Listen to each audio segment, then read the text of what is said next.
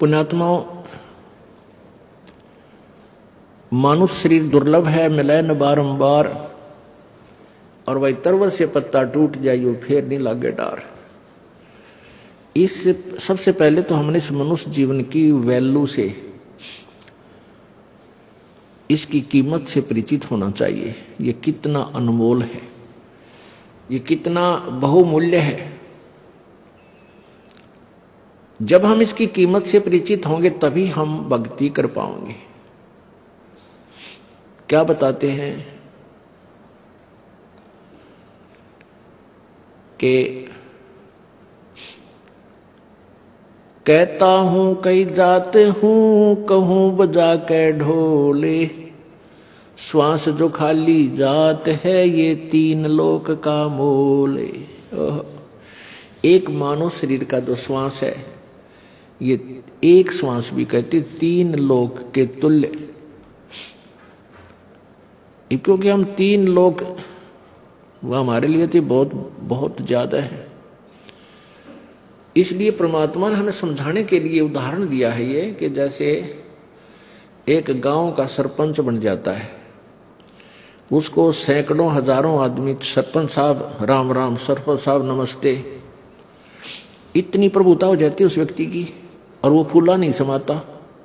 और जब वो बन जाए एमएलए, कोई व्यक्ति एमएलए बन जाता है, कुछ क्षेत्र का मुखिया बन जाता है वो, उसको तो फिर न जाने कितने व्यक्ति, कर्मचारी, अधिकारी सारे सलूट मारे, फिर वो फूल जाता है। और एक बन जाए मुख्यमंत्री एक प्रांत का, फिर तो कहना है कि वो तो धरती पर पाए ना टेके। और बन जाओ प्रधानमंत्री एक टुकड़े का, एक देश का, छोटे से का या बड़े का, तो उसके माइंड की सोच है, वो तो सातवें आसमान पर घूमता है। फिर वो अपने आप को जीव नहीं समझता, क्योंकि उसके शब्द में, उसके वचन से ही ना जाने सबके में हिलता नजर आता है उसको। तो परमात्मा कहते हैं अगर पृथ्वी का एक राजा हो तो वो उसकी कितनी प्रभुता होगी, उसके दिमाग में क्या सोच होगी, और उसकी कितनी वो अपनी वैल्यू समझता है।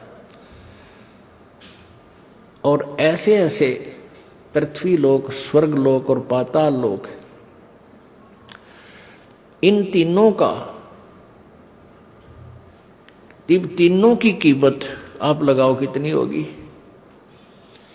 और परमात्मा कहते हैं तुम्हारा मनुष्य जीवन का एक श्वास जब भक्ति बिना जाता है, सच्चे साधना बिना जाता है, तो इतनी कीमत है इसे एक श्वास के सिमरण की।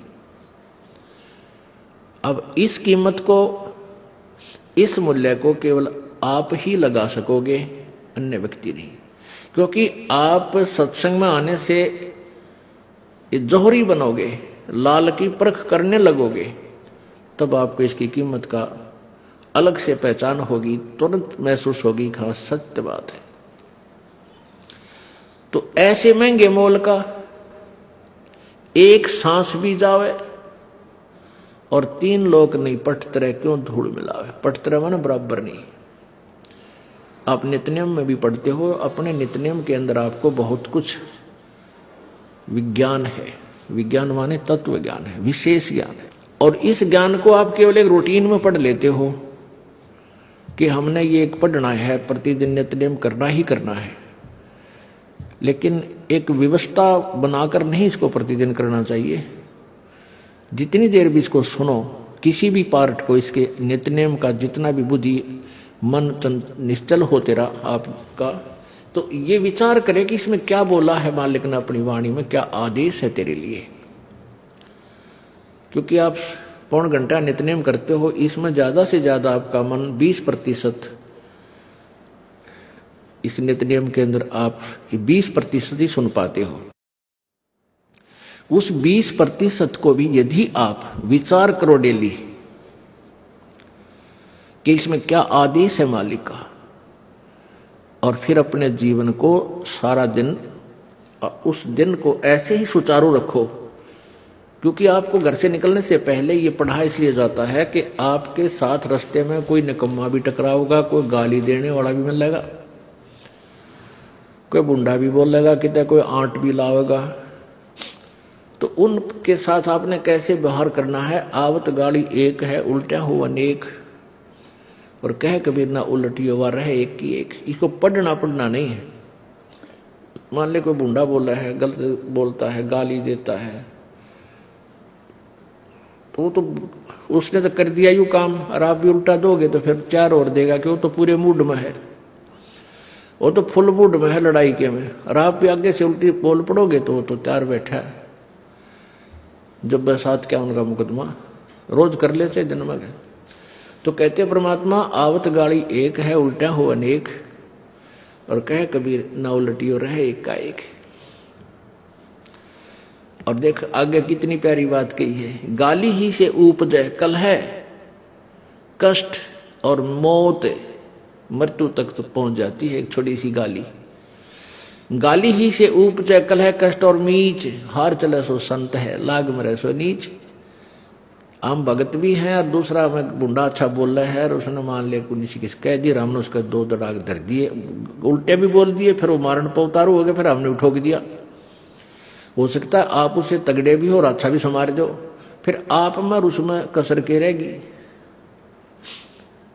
आप तगड़े भी हो और आपसे हल्का आदमी भी आपने बूढ़ा अच्छा बोल रहा है, उसने बालक समझ के अनजान है, उससे बचो। तो इन नित्य नियम करने का डेली हमें जो पाठ करते हैं, इससे ज्ञान यज्ञ तो होता ही है। ज्ञान यज्ञ के साथ हमने समाधान भी इसका साथ पैरेलल करना पड़ेगा, तभी इसके पढ़ने का लाभ है। एक लाभ तो हो गया ज्ञान यज्ञ का, और उसके ऊपर अमल हमने किया नहीं, उसका काम फिर सारा बिगड़ गया। तो कहते हैं ये बातें कहन सुन के नहीं भाई, ये कर पाड़न की है।